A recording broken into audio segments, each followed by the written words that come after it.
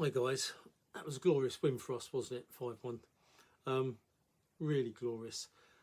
But there's a lot of things to be said about that game, and I think the one thing came out of it more than anything was that you can't have Havertz and Jesus in the same team, or Jesus, whatever you want to call him. I don't know. He scored 5 goals. That's great, but Havertz and him in the same team don't work. That first half, it was awful. It was awful watching our midfield players trying to sort of party, who's playing brilliantly this season, and Odegaard with Havertz. You basically had 2 midfield players. Because Havertz is not a pure midfield energy, player. He's not. And therefore, you basically had Crystal Palace swamping that midfield and coming at us. You just did. You had Jesus who goes forward, Saka, Martinelli, they're both forward, and then in the middle, literally, Odegaard and Partey doing all the work, and Havertz playing a sort of a roaming role of nothingness. And it showed in how Palace gave us major problems. Mateta, his physicality is unbelievable, giving Saliba major problems. But he's just not a good enough player. It's as simple as that. His control of the ball is not the greatest. He holds it up really well, but that's all he's really got: strength and being able to hold off and lay it open. As soon as Rice came on and Havertz was off, which was the obvious thing to do. I mean, he was all screaming for it. It changed the whole game. And then we had 3 players in that midfield with Rice, Partey and Odegaard. And that was it.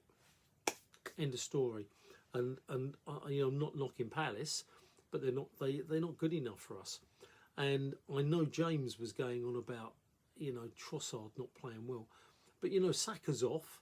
Martinelli's, I feel better on the right than he is the left. He's naturally right-footed.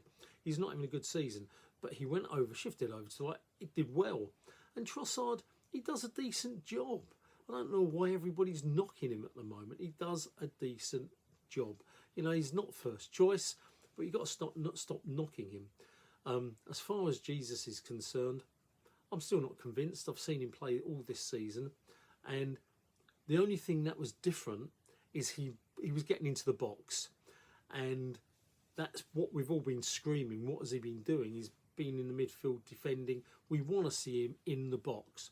If that's what he starts doing and he can put the balls away, that's great. But he's not clinical. Whatever. This is a flash in the frying pan as far as I'm concerned. I like him, and he's a good squad player, but he's not a finisher. We know that. But at least have him getting into the box, which he did against Palace.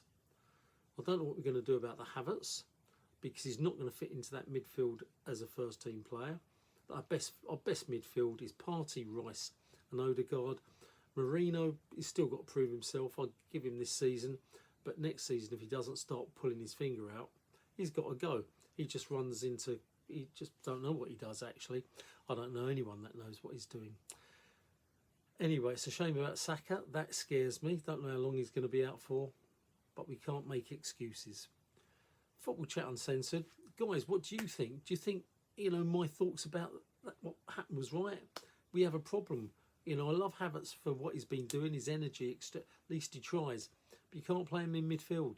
You can't play him in midfield with Odegaard and one other.